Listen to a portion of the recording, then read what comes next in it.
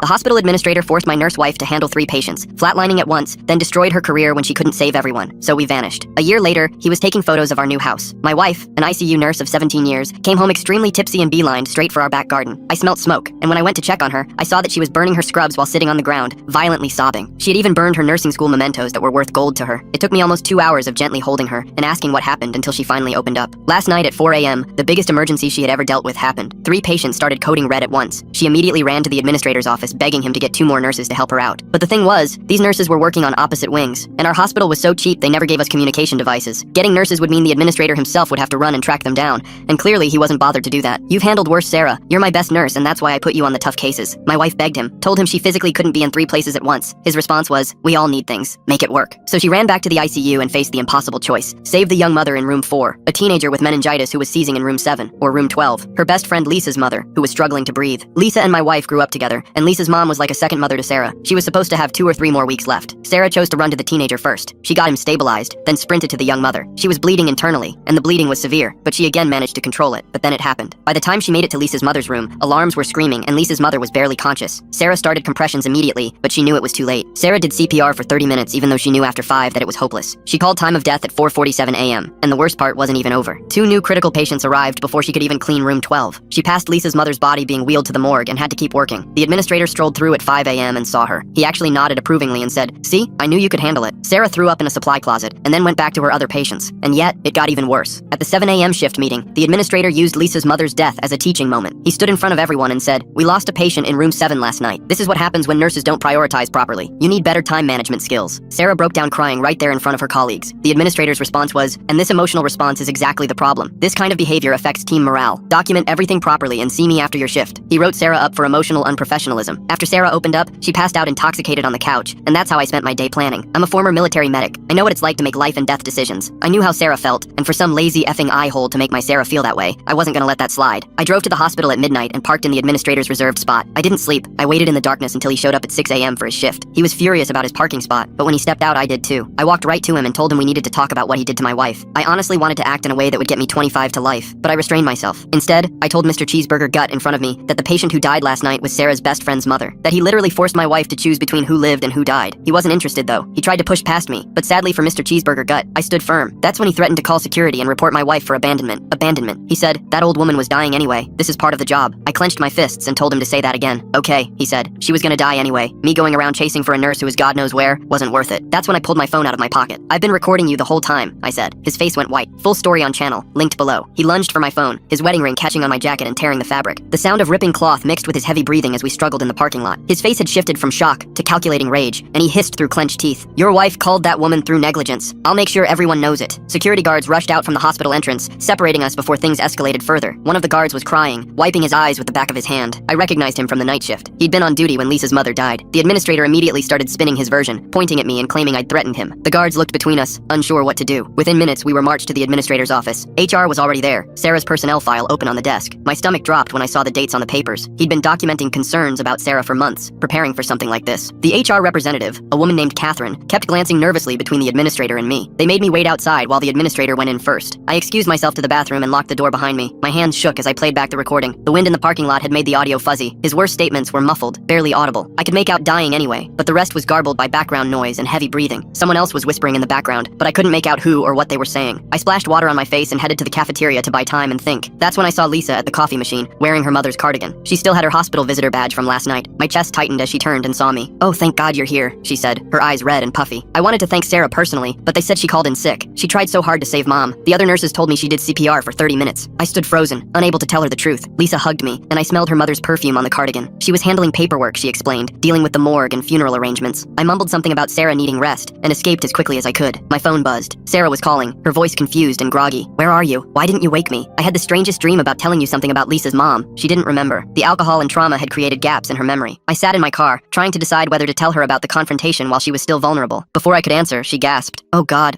it wasn't a dream. Lisa's mother. I couldn't save her. I heard her running to the bathroom, retching. I started the car to head home when the administrator appeared at my driver's side window, knocking with his class ring. His hands were shaking, but his voice was steady. He held up termination papers. "Delete the recording," he said. "Delete it now, and Sarah keeps her job. I'll even write her a glowing recommendation. She'll never have to know about this conversation." I stared at the papers. Sarah's name was typed at the top. The reason for termination listed as patient abandonment resulting in death. "You have 10 seconds to decide, he said. I drove away without answering, leaving him standing in the parking lot. At a gas station a few blocks away, I noticed a car had followed me. A nurse got out, someone I'd seen around but never met. She glanced around nervously before approaching. I was in the staff meeting, she whispered. When he blamed the wrong room number, I recorded it on my phone. We all do it for meeting notes, phones hidden in our laps. I have his whole speech about room 7 when the patient was in room 12. She showed me her phone, hands trembling. The video was clear, the administrator's voice distinct, but she was terrified of retaliation. I have 2 kids. I can't lose this job, but what he did to Sarah. She transferred the file to my phone and drove away before I could thank her. When I got home, Sarah was in the backyard again, poking at the ashes from her burned scrubs. A piece of fabric had survived, room 12 partially visible on the melted badge. She picked it up and started sobbing again. I held her, still not telling her about the morning's events. An hour later, I convinced her to rest and drove to Lisa's house to pay respects. The administrator's car was in the driveway. Through the window, I could see him handing Lisa an envelope. When I knocked, Lisa answered with tears streaming down her face. The hospital sent a representative, she said, gesturing to the administrator. They brought a $5,000 bereavement fund check. Isn't that thoughtful? The administrator smiled at me over Lisa's shoulder. We take care of our families here, he said, though some nurses handle these situations better than others. I was just explaining to Lisa how these critical moments require split-second decisions. Some nurses make the right choices. Others, well, Lisa's face changed, confusion mixing with her grief. What do you mean? Nothing to concern yourself with, the administrator said smoothly. Just know that we're investigating to ensure this never happens again. I left before I did something I'd regret, but the damage was done. By evening, Sarah's antidepressant prescription was denied at the pharmacy drive-thru. The pharmacist mentioned an employment verification issue from the hospital. Without insurance, the medication would cost $400. I sat in my home office reviewing both recordings. The administrator clearly said room 7 in the staff meeting, but the teenager had been in room 7. Lisa's mother was in room 12. His mistake seemed deliberate, shifting blame to the wrong room to confuse the narrative. The next morning, I met the night janitor at a local diner. He'd reached out through the nurse, terrified but needing to talk. He'd seen the administrator in the ICU at 3:45 a.m. before the crisis started. He was looking at the patient boards, the janitor said in accented English. I thought it was strange. Administrators never come that early. He glanced around nervously. He knows I'm undocumented. My whole family depends on this job. Before I could respond, my phone rang. Sarah was driving and I could hear she was crying. I'm going to the hospital. I need to get my things. I need to talk to him. I threw money on the table and ran to my car. I found her in the employee parking lot, still wearing yesterday's clothes. She hadn't showered or eaten. She was clutching printed emails between her and Lisa's mother about lunch plans they'd made for next week. I chose wrong, she kept saying. I should have saved her first. She trusted me. I held her as she broke down completely. Her blood pressure was visibly affecting her, face flushed and hands shaking. I drove her to urgent care, where she collapsed from dehydration and exhaustion. The nurse recognized her from the hospital, and I had to lie about her condition to prevent a psychiatric hold. That evening, Lisa showed up at our house with her mother's medical chart. The administrator had given her full transparency. The chart showed Sarah entered room 12 last. Lisa demanded to know why. Your wife chose to let my mother die, Lisa said, her voice rising. She saved strangers instead of the woman who helped raise her. The confrontation spilled into our front yard. Neighbors gathered, some recording on their phones as Lisa shouted about Sarah choosing to let her mother die. I realized the administrator had orchestrated this, turning Lisa's grief into a weapon. The next day, Lisa filed a complaint at the police station about Sarah's negligence. The desk sergeant mentioned the administrator had already called about an incident pattern. They had to investigate any death-related complaint, even if prosecution was unlikely. Our attorney reviewed the recordings in his office, then delivered bad news. We lived in a 2-party consent state. Using the recording could lead to my arrest for illegal wiretapping, not the administrator's. Sarah's colleague texted urgently. The administrator had announced Sarah's indefinite suspension at the staff meeting, framing it as protecting staff from an unstable colleague. The text message included a photo of the meeting room whiteboard with Sarah, unstable, written in red marker. My hands clenched around the phone as I showed it to our attorney. He shook his head, explaining that workplace defamation was nearly impossible to prove without damages beyond termination. Sarah discovered the social media post that night. Lisa had uploaded a photo of her mother with the caption, "Killed by negligent nurse Sarah, last name, who chose to save others first." The post had 847 shares in 2 hours. Comments ranged from sympathy to death threats. Sarah's hands trembled as she scrolled through messages from former colleagues distancing themselves. The next morning, our bank called about suspicious activity on our joint account. The manager mentioned a concerned call about my threatening behavior at the hospital. They'd frozen our accounts pending investigation. I drove to the branch immediately, but the damage was done. Bills were already bouncing. Sarah's pastor called to cancel their counseling appointment. His secretary whispered that the administrator served on the church board and had expressed concerns about the situation. Even our spiritual support system was compromised. Sarah sat in the kitchen, staring at her coffee, isolated from every community that once sustained her. I discovered our car tires slashed when I went to buy groceries. Security footage showed a teenager wearing a memorial t-shirt with Lisa's mother's photo. The vandalism was spreading beyond angry words. I changed the tire myself, knowing police wouldn't prioritize property damage amid everything else. The insurance company called that afternoon. Sarah's coverage was terminated effective immediately due to termination for cause. The representative explained that continuation coverage wasn't available in such cases. Her antidepressants would now cost $400 monthly. I calculated our savings against mounting expenses and felt my chest tighten. Our neighbor knocked on the door at dinner time. She'd seen the administrator at our mailbox at 5 a.m. Her description of his car was precise. He'd been there before dawn, doing something with our mail. I checked the box and found nothing unusual, but the violation of boundaries was escalating. I paid cash for Sarah's medication at CVS. The pharmacist slipped me a note with my receipt. He asked about all her prescriptions yesterday. My jaw clenched as I realized the administrator was gathering ammunition, looking for anything to use against us. The pharmacist's worried expression told me she'd said too much already. Sarah found the termination letter in our mail the next day. The document was dated 3 days before Lisa's mother died. The administrator had pre-planned this, setting Sarah up to fail. She stared at the date, understanding dawning in her eyes. This wasn't about the tragedy. This was calculated destruction. I followed the administrator to the hospital parking garage that evening. Through his car window, I heard him on the phone. The husband's a problem, but I know his military history. PTSD, anger issues. We can use that. He was researching my background, looking for leverage. I backed away before he noticed me. Police arrived at our house with a restraining order the following morning. The order included both of us, citing Sarah's unstable behavior and my threatening conduct. We couldn't go within 500 feet of the hospital. Sarah couldn't even retrieve her personal belongings from her locker. The officers seemed apologetic but firm. Sarah's best friend from nursing school called, voice strained. Her daughter was Lisa's goddaughter. She couldn't see us anymore, couldn't risk taking sides. The support network Sarah had built over 17 years crumbled with each phone call. Isolation tightened around us like a noose. Death threats started appearing in our mailbox. Anonymous notes describing what should happen to murderer nurses. I installed security cameras, but the damage to Sarah's psyche was evident. She stopped eating, stopped showering, moved through our house like a ghost. The administrator's psychological warfare was working. We checked into a motel when rocks came through our living room window. The clerk mentioned someone had called asking if we'd registered. Even in hiding, the administrator tracked our movements through his network. Sarah sat on the motel bed, knees drawn to her chest, smaller than I'd ever seen her. A night nurse from the hospital texted me to meet at a truck stop diner. She'd been working the opposite wing during the crisis. Her hands shook as she revealed she'd been in the administrator's office when Sarah begged for help. She'd heard him clearly say, "Let the old woman go. She's costing us too much anyway." The nurse showed me her phone. She'd recorded the conversation for her own protection, a habit developed after previous administrators had thrown staff under buses. The audio was clear, damning, but she had a work visa, 2 kids. The administrator controlled her future. She transferred the file and left quickly. Driving back to the motel, I noticed the administrator's car in my rearview mirror. He followed aggressively, swerving between lanes. His controlled facade was cracking. The emergence of an unknown witness had shifted the game. I pulled into the police station parking lot, forcing him to drive past. Inside the station, the administrator was already there, filing a complaint about harassment. He claimed I'd been stalking him, threatening his safety. The desk sergeant looked between us, clearly uncomfortable with the escalating situation. Neither of us could prove our claims in that moment. The night nurse called, panicking. She'd received a text from the administrator. "Remember your visa status. We need to discuss your future at the hospital." The threat was clear. She was wavering, reconsidering her offer to help. I couldn't blame her. The administrator held too many lives in his hands. An emergency hospital board meeting was called. Sarah wasn't invited, but news traveled fast. The administrator was painting himself as a victim of a vengeful employee and her unstable husband. Board members who'd known Sarah for years were being told she'd snapped under pressure, become dangerous. The district attorney's office finally agreed to review the case. The prosecutor examined the evidence, particularly the nurse's recording. The administrator's words about letting the old woman go suggested administrative decisions that directly caused death, but prosecution would be complex, requiring proof of intent beyond negligence. The administrator's lawyer arrived at the motel with a settlement offer: sign a non-disclosure agreement, accept a modest payout, and leave town. The alternative was years of legal battles we couldn't afford. Sarah looked at the papers with dead eyes. The man who destroyed her was offering to pay her to disappear. I met with the night janitor again. He'd found something in the trash from the administrator's office, a staffing chart from the night before the crisis. 3 nurses had been scheduled for the ICU. The administrator had personally crossed 2 names out, reassigning them to save overtime costs. He'd created the deadly situation intentionally. The janitor's hands trembled as he gave me the document. His family's entire future depended on his hospital job. The administrator knew about his immigration status, held it over him like a sword, but he couldn't live with what he'd seen anymore. Heroes come in unexpected forms. Sarah attempted to meet Lisa at a coffee shop to explain everything. Lisa arrived with 2 friends, creating a public confrontation. She threw the medical chart on the table, demanding Sarah explain why her mother died last. The coffee shop patron stared as Lisa's grief exploded into accusations. Sarah fled to the bathroom, vomiting from stress. The administrator appeared at the coffee shop as if by coincidence. He comforted Lisa, playing the compassionate leader while shooting glances at Sarah through the bathroom door. Every move was calculated, every interaction designed to deepen wounds. He turned Lisa into a weapon against her mother's best friend. Our attorney called with mixed news. The evidence was compelling but complex. The administrator's decision to deny help could constitute negligent homicide, but proving it required witnesses willing to testify. Everyone who could help had something to lose. The case would hinge on courage versus self-preservation. Sarah's nursing license was under review. The board had received multiple complaints, all traced back to the administrator's network. Even if criminal charges didn't stick, her career hung by a thread. 17 years of dedication reduced to defending herself against orchestrated lies. The hospital's PR department released a statement about recent incidents and their commitment to patient safety. Sarah wasn't named, but anyone following local social media knew. The narrative was set, a nurse had failed, and the hospital was taking action. The administrator positioned himself as the solution to a problem he'd created. I found Sarah in the motel bathroom at 3 a.m., holding her bottle of antidepressants. She wasn't planning anything, just staring at the pills that represented her unraveling stability. I held her while she sobbed about failing Lisa's mother, about choosing wrong, about the impossibility of saving everyone when the system was designed for failure. The next morning brought a breakthrough. The administrator's son appeared at our motel, visibly distressed. He'd overheard his father at dinner complaining about the old woman's expensive care weeks before she died. His conscience wouldn't let him stay silent. Sometimes the apple does fall far from the tree. The son's willingness to testify changed everything. The prosecutor moved forward with charges of negligent homicide. The administrator's careful construction began crumbling. Hospital board members distanced themselves. The narrative shifted from a nurse's failure to an administrator's deadly cost-cutting. But the administrator wasn't finished. New social media accounts appeared, spreading rumors about Sarah's history of instability. Photos from the night she burned her scrubs surfaced, taken by someone who'd been watching our house. The psychological warfare intensified even as legal walls closed in. The night nurse finally agreed to testify after the administrator threatened her children's school enrollment. She realized he'd destroy her either way. Her courage inspired others. The janitor stepped forward with the staffing charts. A cascade of witnesses emerged from the shadows of fear. Lisa began questioning the narrative she'd been fed. The medical chart showed impossible timing. No nurse could have saved all 3 patients under those conditions. Her grief remained, but doubt crept in about who truly bore responsibility for her mother's death. The administrator's manipulation was unraveling. Sarah received a call from a hospital 2 hours away. They'd heard about her situation through nursing networks. They offered her a position with proper staffing ratios and supportive administration. Light appeared at the end of our tunnel. Not all healthcare systems were broken beyond repair. The administrator made one final attempt at control. He arrived at the motel at midnight, demanding we meet. His composure had shattered completely. He ranted about ungrateful nurses, about sacrifices he'd made, about the unfairness of being blamed for business decisions. The real man emerged from behind the calculated facade. I recorded his entire breakdown. In a two-party consent state, the recording was useless as evidence, but it revealed the truth of who he was. A man who viewed nurses as expendable resources, patients as financial burdens,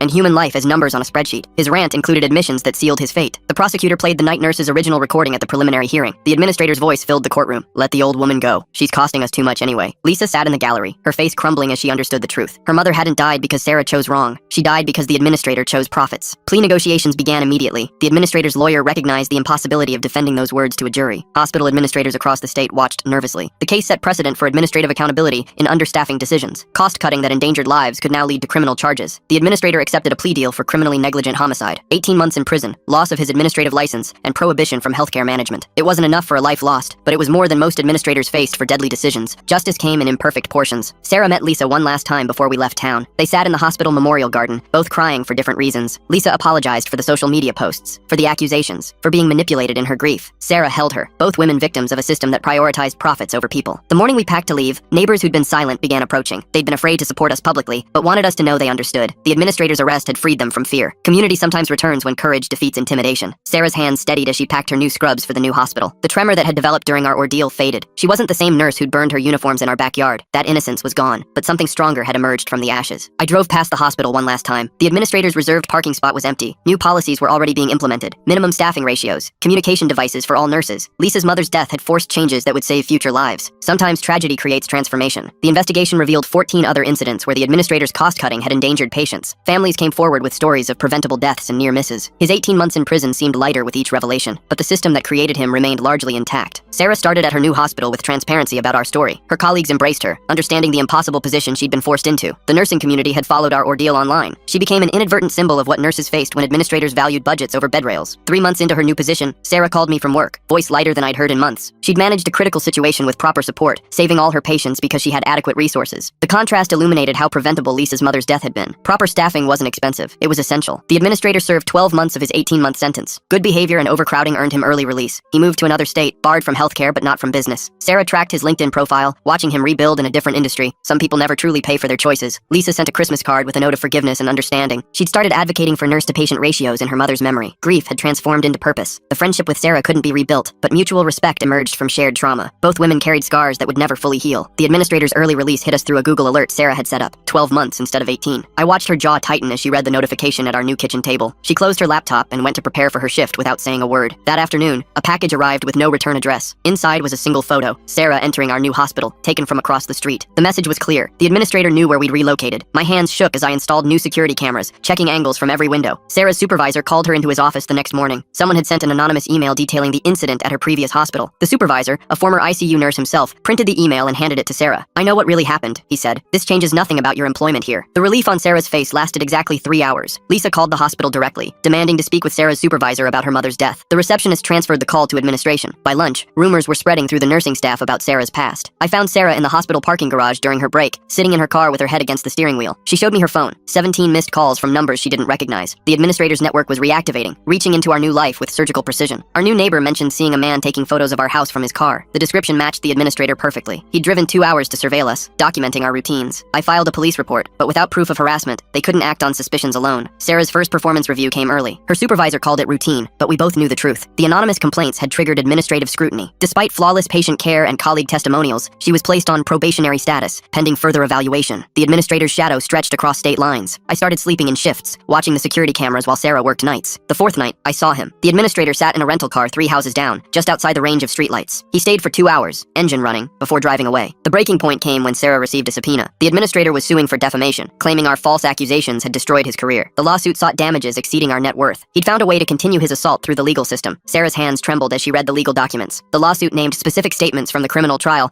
claiming they were malicious lies. He wanted depositions from everyone who'd testified against him. The night nurse, the janitor. He was dragging them all back into his web. Our new attorney, a friend of Sarah's supervisor, reviewed the case with growing concern. The administrator had hired an aggressive firm known for grinding opponents into submission through legal costs. Even if we won, the defense would bankrupt us. The system that had briefly held him accountable now served as his weapon. I drove to the administrator's new city, needing to understand what we we were facing. His LinkedIn showed he'd started a healthcare consulting firm. The irony burned. He was teaching other administrators how to optimize staffing. I sat in my car outside his office building, watching him through the glass lobby. He looked different. Prison had aged him, but there was something else. A hardness in his movements, a calculating awareness of his surroundings. When he spotted my car, he didn't react with surprise. He smiled and waved, then made a phone call while maintaining eye contact. 20 minutes later, police surrounded my vehicle. The administrator had reported a stalker with a history of violence. I spent 6 hours in custody, explaining why I was 200 miles from home, parked outside his workplace. They released me with a warning about harassment. The drive home gave me time to think. The administrator wasn't just seeking revenge. He was demonstrating his power. Every move calculated to show us he could reach into our lives whenever he chose. The legal system, meant to protect victims, had become his tool of persecution. Sarah was waiting when I got home, her face drawn with exhaustion. She'd been called into another meeting. A patient's family had received an anonymous letter about her history of negligence. The family demanded a different nurse. Sarah's supervisor supported her, but the damage was spreading. That night, we sat at our kitchen table with bank statements spread before us. Legal fees were draining our savings. Sarah's probationary status meant reduced hours. The administrator didn't need to win his lawsuit. He just needed to bleed us dry fighting it. Sarah's phone rang at 3 a.m. Lisa's voice was slurred, emotional. She'd been drinking, wrestling with guilt and grief. She apologized for the lawsuit, explained the administrator had convinced her to support his defamation claim, but she couldn't do it anymore. She was withdrawing her support. The next morning, Lisa sent a notarized statement recanting her support for the administrator's lawsuit. She detailed how he'd manipulated her grief, fed her false narratives about Sarah's actions. Her withdrawal weakened his case significantly, but his lawyers pressed forward anyway. I met with a night nurse at a rest stop between our cities. She was terrified of being deposed, of the administrator discovering her new workplace. Her children had started having nightmares about being deported. She handed me a flash drive with every recording she'd made during her employment. The files revealed a pattern spanning years. The administrator's voice, captured in dozens of meetings, discussing patients as financial liabilities, comments about clearing beds and managing losses. Sarah's case wasn't isolated. It was his standard operating procedure. Our attorney's eyes widened as he reviewed the recordings. This changed everything. The defamation suit would expose the administrator to discovery. His pattern of behavior would become public record. We could countersue for malicious prosecution, harassment, intentional infliction of emotional distress. The administrator's lawyers requested an urgent meeting. Their client, they explained, was willing to drop the lawsuit in exchange for a mutual non-disclosure agreement. No admission of wrongdoing, no financial settlement, just silence. They'd miscalculated, assuming we had no ammunition. Sarah refused immediately. The administrator had taken too much. Lisa's mother, her career, her peace of mind. She wouldn't give him her voice too. Our attorney prepared the countersuit while the administrator's team scrambled to limit their client's exposure. The deposition was scheduled for a Tuesday morning. Sarah dressed carefully in her best suit,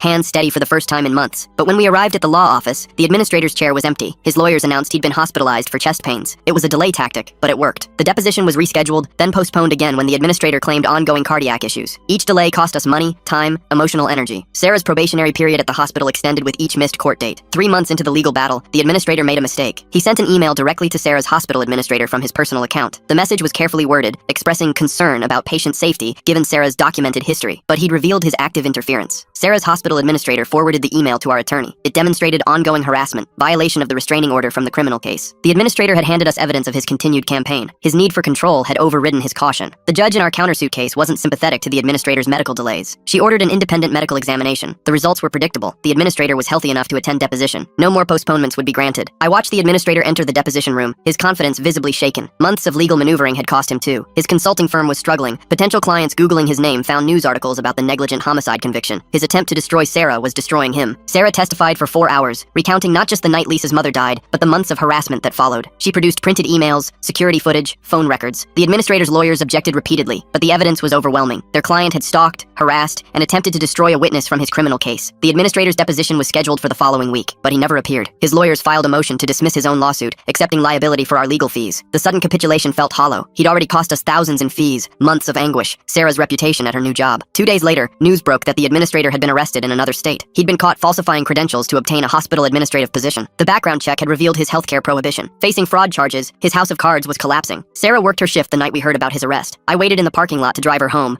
a habit born from months of fear. She emerged at 7 a.m., tired but walking taller. Word had spread through the hospital. Her colleagues understood now what she'd been facing. The fraud trial moved quickly. The administrator pled guilty to avoid a longer sentence. 2 years in state prison. No possibility of early release. As they led him away in handcuffs, he looked smaller than I remembered. The man who'd wielded such terrible power was just another criminal in an orange jumpsuit. Sarah's probationary status was lifted the following month. Her supervisor apologized for the scrutiny, acknowledging the extraordinary circumstances. The other nurses, who'd kept professional distance during the uncertainty, began including her in their coffee runs and shift gatherings. Lisa reached out through a mutual friend, asking if Sarah would meet her. They sat in a park equidistant from both their homes, two women forever linked by tragedy. Lisa was in therapy, working through her grief and guilt. She spoke about her mother's final weeks, the conversations they'd had about Sarah's dedication, situation. Mom knew the hospital was understaffed, Lisa said quietly. She used to worry about you burning out. She'd be horrified at what he did to you after. The sentence hung unfinished between them. The meeting was brief, too painful for extended conversation. But something shifted. Lisa began advocating publicly for safe staffing ratios, sharing her mother's story at legislative hearings. She never mentioned Sarah by name, but the truth was there for those who knew where to look. The administrator's consulting firm folded while he was in prison. His former clients distanced themselves from his methods. Several hospitals that had hired him for efficiency optimization reversed his staffing cuts. Market forces accomplished what regulations hadn't. His approach became toxic to association. I returned to work myself, having spent months focused on protecting Sarah. The normalcy felt strange after living in crisis mode, but bills needed paying, life needed living. We couldn't let the administrator steal our future along with our past. Sarah received a letter from the night nurse. She'd gotten her green card, no longer vulnerable to deportation threats. She thanked Sarah for standing up to the administrator, for showing her that courage was possible. She was working at a better hospital now, one that valued nurses over numbers. The janitor sent a Christmas card with a photo of his family. His son had graduated high school, first in the family to do so. He wrote that testifying had been the scariest and proudest moment of his life. Sometimes doing right costs everything, but silence costs more. 6 months after the administrator's second conviction, Sarah worked a code blue that mirrored that terrible night. 3 patients crashing simultaneously, but this time, she had support. 2 nurses responded to her call, working seamlessly as a team. All 3 patients survived. She called me from the break room afterward, voice steady but emotional. She'd proven to herself that the tragedy wasn't her failure. Given proper resources, she could handle anything. The administrator had tried to break her by making her doubt her abilities. He'd failed. We drove past our old house one Sunday, curious about who lived there now. A young family had moved in, children's toys scattered on the lawn we'd once fled in fear. The neighborhood looked peaceful, no trace of the terror we'd experienced. Places heal faster than people. The administrator would serve his full sentence this time. No early release, no good behavior reduction. He'd spend 2 years contemplating how his need for control had cost him everything. But we wouldn't spend those years thinking about him. We had lives to rebuild, futures to create. Sarah's steadiness returned gradually. She stopped checking locks obsessively, stopped startling at unexpected knocks. The hypervigilance faded as months passed without incident. We were learning to live without fear again, reclaiming the peace he'd stolen. At the 1-year anniversary of starting her new position, Sarah received an award for excellence in critical care. Standing at the podium, she thanked her colleagues for their support and teamwork. She didn't mention the journey that brought her there. That story lived in the past now. I sat in the audience, remembering the woman who'd burned her scrubs in our backyard. That person felt like a stranger now. Sarah had transformed her trauma into purpose, her pain into compassion for struggling colleagues. The administrator had tried to destroy a nurse. He'd created an advocate. The drive home was quiet, comfortable. We'd survived the unsurvivable, emerged scarred but whole. Tomorrow would bring new challenges, new patients, new possibilities. But tonight, we were just 2 people who'd weathered a storm together. Sarah hung her award in our home office next to her nursing degree. Not as a trophy, but as a reminder. She'd been tested by someone who saw nurses as expendable resources. She'd proven that dedication couldn't be burned away, that compassion survived even coordinated cruelty. The coffee pot gurgled the next morning as Sarah prepared for another shift. She moved through her routine with practiced efficiency, checking her supplies, reviewing her assignments. An ordinary nurse heading to an ordinary day. The administrator had failed to make her extraordinary tragedy define her. I watched her drive away, no longer fearing who might be watching back. The security cameras remained but gathered dust. The hypervigilance had faded into normal caution. We'd found our way back to regular life, where the biggest concern was remembering to buy milk. Sarah texted me during her lunch break, a simple message about a difficult patient who'd thanked her for her patience. No crisis, no drama, just the daily rewards of good nursing. These small moments were her victory over everything the administrator had tried to steal. The sunset painted our kitchen orange as I prepared dinner. Sarah would be home soon, tired but fulfilled from another shift. We'd eat together, maybe watch something mindless on TV. The profound ordinary of a life reclaimed from chaos. Her car pulled into the driveway at 7:47 p.m. She emerged, stretching, gathering her bags, moving with the easy fatigue of honest work. No checking shadows, no scanning for threats. Just a nurse coming home after helping people heal. We sat across from each other at dinner, sharing the mundane details of our days. Her patient who'd finally been discharged after weeks in the ICU. My presentation that had gone better than expected. Normal problems, normal victories, the life we'd fought to keep.